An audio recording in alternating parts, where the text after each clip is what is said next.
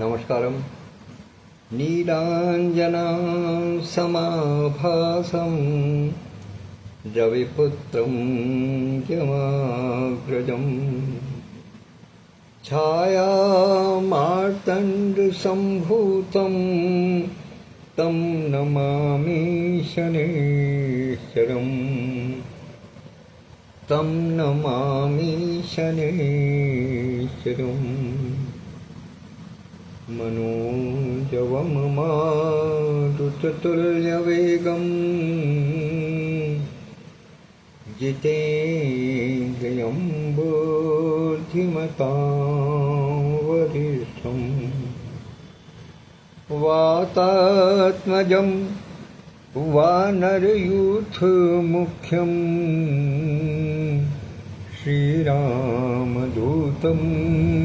शरणं प्रपद्ये। श्रीरामदूतं शरणं प्रपद्ये। सभी मित्रों को प्रातःकालीन नमस्कार, प्रणाम, अभिवादन। ईश्वर से प्रार्थना कि सबको सुख, सौभाग्य, संपदा और स्वास्थ्य प्रदान करें। आज के भैया जी वाच में मैं कुछ पुरानी बातों की, पुराने निर्देशों की पुनरावृत्ति करने जा रहा हूँ। विशेष रूप से इसलिए क्योंकि एक तो 30 दिन से अधिक पुराने जो भी वीडियो, जो भी लाइव फेसबुक पर उपस्थित थे, वो सब धीरे धीरे समाप्त हो रहे हैं। प्रतिदिन एक संदेश आ जाता है कि इस तारीख तक के आपके वीडियो समाप्त कर दिए जाते हैं। तो इसलिए क्योंकि पटल ने मुझे जिम्मेदारी दी थी, मुझे ये उत्तरदायित्व दिया था कि मैं समय समय पर अपने नए पुराने सभी साथियों को जो भी पटल से संबंधित जानकारी है या उसके जो दिशा निर्देश हैं उनको समय समय पर जारी करता रहूं। तो इसलिए आपको, आप सबको, अपने साथियों को कुछ संदेश देने के लिए मुख्य बिंदु मैं आपके समक्ष रखूंगा। आप उनको ध्यान रखिएगा। इस समय लाइव में ना भी सुन पाए तो कोई बात नहीं है। भैया जी वाच के इस अंक को कम से कम 1 माह पूर्ण होने से पहले अवश्य इसको सुनिएगा, ताकि एक स्थान पर आपको कई जानकारियां प्राप्त हो सके। ये विशेष रूप से नए लोगों की जानकारी के लिए है, जो नवागंतुक सदस्य हैं उनकी जानकारी के लिए है, और जो पुराने सदस्य हैं उनको स्मरण कराने के लिए। जैसे कार्यालयों में अनुस्मारक दिए जाते हैं, इस प्रकार से इसको एक अनुस्मारक के रूप में समझा जाए तो अच्छा है। आइए अब मैं बात प्रारंभ करता हूं। पहली चीज, पटल की शोभा होती है उसके कार्यक्रम से। आप जानते हैं, ऑनलाइन जब भी कोई कार्यक्रम होता है तो हम उसको एक निश्चित समय के लिए रखते हैं और निश्चित समय के कार्यक्रम को हम नाम देते हैं कार्यशाला का। ये हिंदी की शब्दावली है, इससे सभी परिचित है। कार्यशाला कहलाती है क्योंकि कार्यशाला का समय निश्चित होता है, सीमित होता है, नियमित होता है। इसलिए उसके लिए सबकी जागरूकता आवश्यक है, क्योंकि जब तक जागरूक नहीं होंगे तब तक न हम उस विषय में जान पाएंगे, न हम उस विषय में अपनी प्रतिभागिता दे सकेंगे। यहाँ कोई प्रतियोगिता नहीं है, केवल सहभागिता है। और चूंकि हम सब एक परिवार के रूप में हैं, इसलिए सबको अपने अपने रूप में सहभागी होने की आवश्यकता है। मूल एक है जिसको हम डॉक्टर सत्या होपटॉप कहते हैं, उसकी शाखाएं अनेकों पटलों के रूप में यहाँ विद्यमान हैं, और जितनी भी शाखाएं हैं उन पर अलग अलग विचारों की जो है वो प्रतिभागिता होती है। विभिन्न प्रकार के विचारों का प्रतिपादन वहाँ से किया जाता है। तो इसलिए जिस प्रकार से किसी वृक्ष की प्रत्येक शाखा अपने आप में महत्वपूर्ण होती है और उसका अभिन्न अंग होती है, इसी प्रकार से डॉक्टर सत्या होपटॉप के जितने भी पटल अनुषंगी प्रभाग हैं, उन सब की महत्ता और उन सब का स्वस्थ रहना, उन सब की उपयोगिता समाज में साबित होती रहे, इसके लिए आवश्यक है कि डॉक्टर सत्या होपटॉप के सभी साथी, सभी परिजन उसमें अपना सहभाग यथाशक्ति, यथासंभव, यथा समय करते रहे। इसलिए चाहे वो कार्यशाला कवि के साथ कॉफी पटल की हो, चाहे कार्यशाला अनुज्ञा पटल की हो, चाहे वो किड्स लर्निंग की हो, चाहे mastery for education and empowerment of talent की हो। कहने का मतलब ये, किसी भी पटल पर कोई भी कार्यशाला हो, सबको सबका ध्यान रखना है। लेकिन जब हम इस बात को कहते हैं कि सबको सबका ध्यान रखना है, तो ये सुनिश्चित करना भी हमारा कर्तव्य हो जाता है कि किसी प्रकार के किसी भी कार्यक्रम, दो पटलों के कार्यक्रमों के बीच में कहीं समय क्रैश न हो, ताकि हमारे किसी भी साथी को किसी भी प्रकार की असुविधा ना हो। इसीलिए इस बार ये प्रयास किया गया है कि फिलहाल 3 दिन सोमवार, मंगल, बुध रखा गया है कवि के साथ कॉफी के लिए, और बृहस्पति, शुक्र, शनिवार ये 3 दिन रखे गए हैं आपके अनुज्ञा पटल। कवि के साथ कॉफी पटल पर आप जानते हैं कि लंबी लंबी कार्यशालाएं हमेशा से होती रही हैं। यहाँ तक कि कुछ कार्यशालाएं ऐसी रहीं जो कि 21 दिन की रहीं, और आपको ये जानकर आश्चर्य होगा कि एक कार्यशाला नंबर 166 वो एक जमाने से आज तक चलती चली आ रही है। वो भी एक कार्यशाला है जिसको हम कहते हैं आवाज में है दम, आगाज करेंगे हम, और वो प्रत्येक शनिवार को होती है। आज भी उसका दिवस है। उसका समय 3 बजे से शाम को 8 बजे तक के लिए। उसमें हमारे साथी सहभागी बने, प्रतिभाग करें, और उसकी एक विशेषता यह है कि उसकी समीक्षा भी होती है फिर रात को 9 बजे आदरणीय सतीश चंद्र जी द्वारा, जो कि नेपाल में स्थित है। तो इसलिए और भी महत्वपूर्ण हो जाती है। तो मैं कार्यशाला की बात कर रहा था, तो कार्यशाला में सबको प्रतिभाग करने का अवसर देना चाहिए। सबके सब पटलों पर कार्यशालाओं का रूप अलग अलग है, समय सीमा सबकी अलग अलग है। जब तक हम सब एक दूसरे को मोटिवेट नहीं करेंगे, तब तक हम ये आशा नहीं कर सकते कि हमारे अधिक साथी इसके अंदर प्रतिभाग कर सकेंगे। मुझे कभी कभी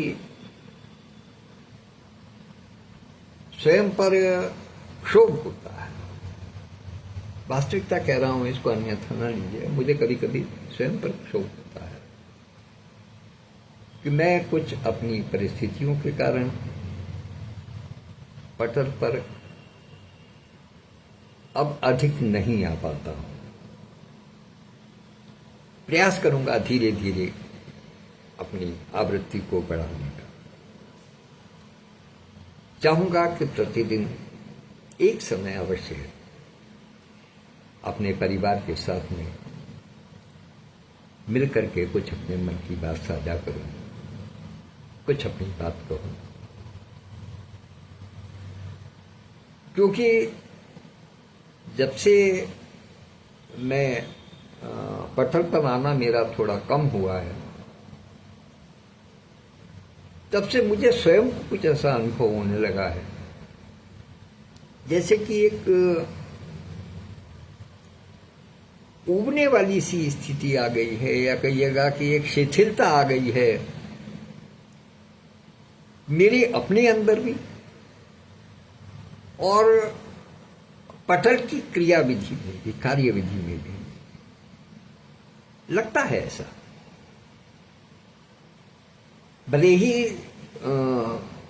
हमारे कोई साथी इस बात को स्वीकार करें या न करें, किसी अपनी मान्यता के कारण स्वीकार न करना चाहें, लेकिन ये वास्तविकता है कि लगातार इसकी पटल की गतिविधियों में थोड़ी शिथिलता आने लगी है। इसलिए अब जरूरी है, ये आवश्यक हो गया है कि विशेष रूप से जो डॉक्टर सत्या होपटॉक, जो एक मूल जो है, जो जड़ है, उसके जो भी पदाधिकारी हैं वो सब अपनी अपनी भूमिका सहजता के साथ में पटल पर निभाएं, दृढ़ता के साथ में निभाएं और सबको एकजुट अपने साथ लाने का प्रयास करें। है तो सब साथ, लेकिन वास्तविकता यह है कि कहीं ना कहीं एक दूसरे के बीच में कम्युनिकेशन गैप हो रहा है। एक जिसको हम हिंदी में संवादहीनता की बात करते हैं, वो आने लगी है और उसके कारण पटल की गतिविधियों में हल्का सा अवरोध उत्पन्न होने लगा। तो इस अवरोध को हटाएंगे, सबने मिलकर के हटाना है।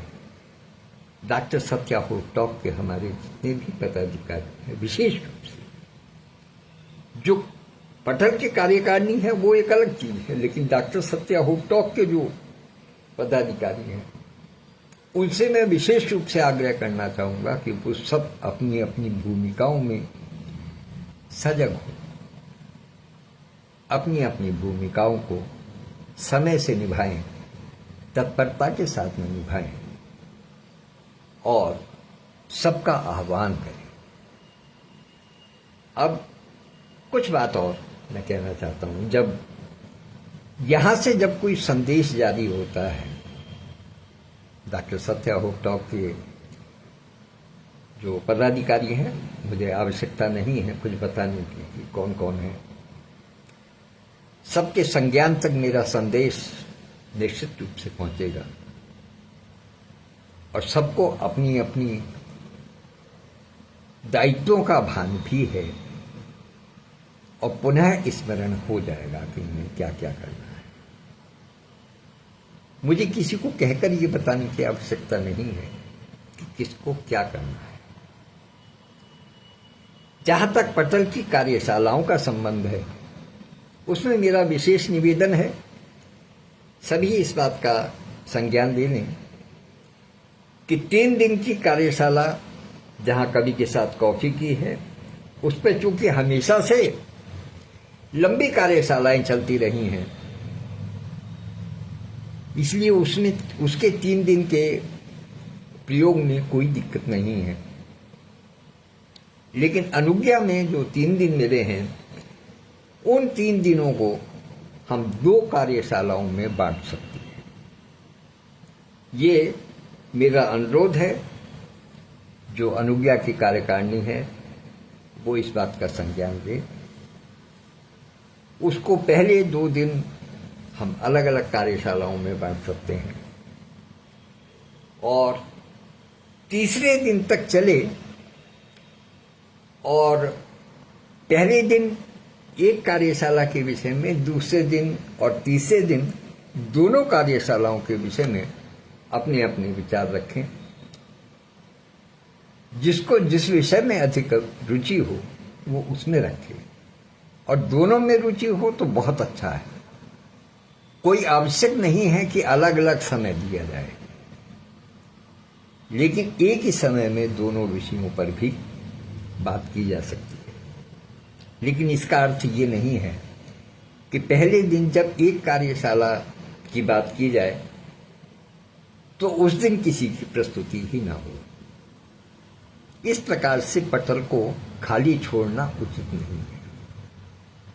हम सब जानते हैं जीवन एक रंगमंच है और जब हम किसी नाटक को देखते हैं, अपने दिल पर हाथ रख करके देखिएगा, जब हम नाटक को किसी को देखने के लिए जाते हैं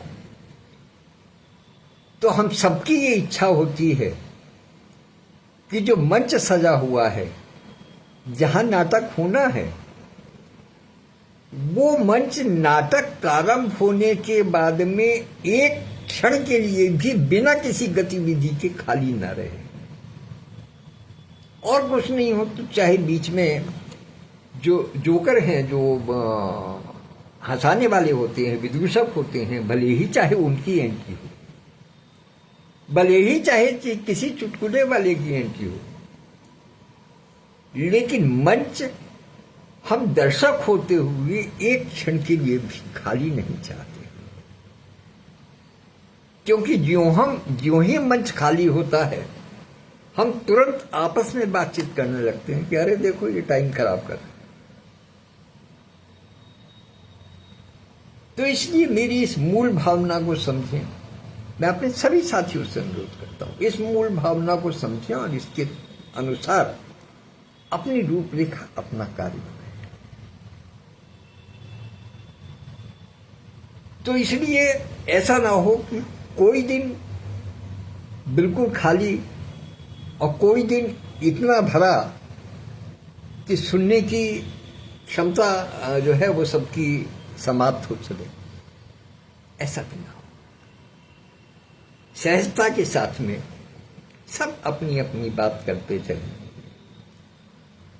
हर पटल का ध्यान रखें। यूं तो कहते हैं ना कि किसी एक, जब हम जड़ में जल या खाद देते हैं किसी वृक्ष की, तो वो पूरे वृक्ष की सभी शाखाओं को पुष्पित पल्लवित करने के लिए पर्याप्त होता है एक स्थान पर। तो इसलिए हम किसी भी प्रकार से अपनी बात किसी भी पटल पर रख सकते हैं, क्योंकि सभी पटल हमारे पास अपने साथियों के लिए खुले हैं। कार्यशाला जहां है वहां अपनी बात रखें, बहुत सुंदर। लेकिन यदि उसका जिक्र हम किसी दूसरे पटल पर भी करते हैं तो उसमें कोई परेशानी वाली बात नहीं, क्योंकि अल्टीमेट जो सारा विचार है वो सारा डॉक्टर सत्या होप टॉक हो जाता है। अब कुछ और बात विशेष रूप से करना चाहूंगा।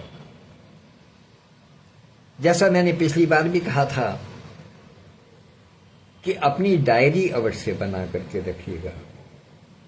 ताकि आपको ये ध्यान रहे कि किस दिन हमने क्या विचार पटल पर दिए थे। यदि उनकी पुनरावृत्ति हो तो कम से कम 1 माह की बात जाकर 32 दिन 35 दिन के बाद जाकर के उनकी पुनरावृत्ति हो तो वो उचित रहेगा, क्योंकि 30 दिन के बाद में पटल पर हमारी कोई सामग्री नहीं रहेगी। दूसरी चीज, सबको एक दूसरे के साथ में मोटिवेट करते चले।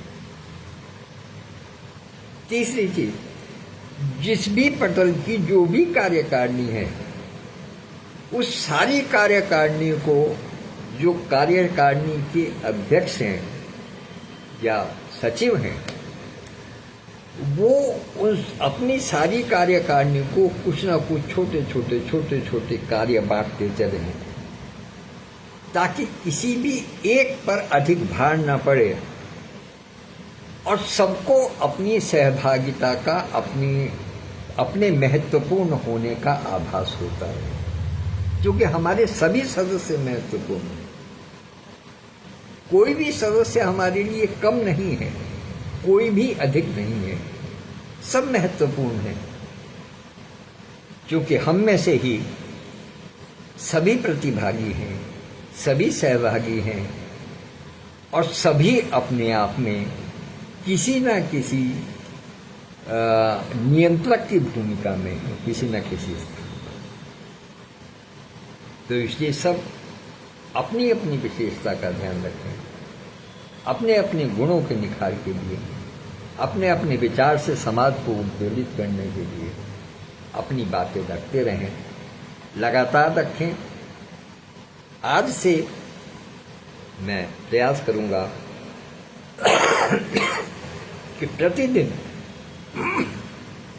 कम से कम एक बार आपके पटल पर, अपने पटल पर, हमारे पटल पर, डॉक्टर सत्या हो टॉक के पटल पर, किसी न किसी पटल पर अवश्य आपके साथ में भैया जी वो बात को साझा करूं, और जो भी दिन भर की विशेष गतिविधियां हों या जो भी आने वाली गतिविधियां हों, उनके विषय में आप सबको अवगत कराऊं। और चलते चलते अंत में 2 बात और कहना चाहता हूं। कल शुक्रवार था, फ्राइडे मीट होती है। यहां से मैं इस बात की घोषणा कर रहा हूं, या कहिएगा कि ये एक संदेश दे रहा हूं कि प्रत्येक शुक्रवार को भले ही आधा घंटे के लिए हो, किंतु फ्राइडे मीट अवश्य हुआ करेगी, ताकि पूरे सप्ताह के दौरान यदि किसी प्रकार की कोई शंका है, कोई विचार है, कोई सुझाव है, कोई प्रस्ताव है, तो उसके विषय में हम लोग आपस में चर्चा कर सकें। पहली चीज। दूसरी चीज, शनिवार को 166 की कार्यशाला आबाद में है, दम आगाज करेंगे हम। उसमें 3 बजे से 7 बजे तक का समय है। आज वो दिन है, आप लोग उसमें प्रतिभाग कीजिएगा। कल रविवार है, रविवार को सबसे सृजन होता है, तो सबसे सृजन भी कल होगा। 3 बजे का समय उसके लिए रखा गया है, और रात को 8 बजे कल से एक विशेष कार्यक्रम प्रारंभ होने जा रहा है। जैसे कि एक कार्यक्रम पिछले दिनों हुआ महिलाओं के लिए, विशेष रूप से महिलाओं के लिए, वो 5 प्रश्न और मेरी कहानी, जिस उत्कृष्टता के साथ में, जिस कहना चाहिए उच्चता के साथ में, जिस वैचारिक अनुभवों के साथ में उस कार्यक्रम ने अपने आप को सर्वोत्तम सिद्ध किया, लगभग उसी स्तर का ये कार्यक्रम कल से प्रारंभ होने जा रहा है। जिसका नाम है कसक। कोई व्यक्ति ऐसा नहीं है संसार में, और ना कोई हो सकता है, अगर मैं कहूं न भूतो न भविष्य, जिसके मन में किसी न किसी प्रकार की कसक न हो। और केवल एक नहीं, कई कई कसक हर जगह। तो उनकी अभिव्यक्ति का, उनको सामने रखने का, समाज के सामने रखने का, समाज के साथ में साझा करने का। और यदि कोई ऐसी कसक है जिसका कि समाधान निकल सकता है, तो उसको समाधान पाने का एक सबसे सरल साधन, सरल उपाय, जो हमेशा से डॉक्टर सत्याहोप टॉक अक्सर विभिन्न सामाजिक विषयों पर समाधान प्रदान करते रहे हैं। तो उस समाधान के लिए कसक नाम का कार्यक्रम आधे घंटे के लिए, केवल 30 मिनट के लिए डॉक्टर सत्यप्रकाश पांडे यूट्यूब पर प्रसारित करेंगे, किसी एक अपने साथी के साथ। वो साथी मीट के सदस्य भी हो सकते हैं और मीट के सदस्य नहीं भी हो सकते। इसलिए हम अपने आसपास के जितने भी व्यक्तित्व हैं, उनको मुखर करने के लिए अपना योगदान दें, चर्चा परिचर्चा में उनको दें, और इस कार्यक्रम को और उत्कृष्ट बनाने में और मनोरंजक बनाने में पटल की सहायता करें। धन्यवाद। आज के लिए इतना ही। कल कुछ और विषय लेकर के उपस्थित होगा। तब तक के लिए आज्ञा दीजिएगा। धन्यवाद। आपका दिन मंगलमय हो।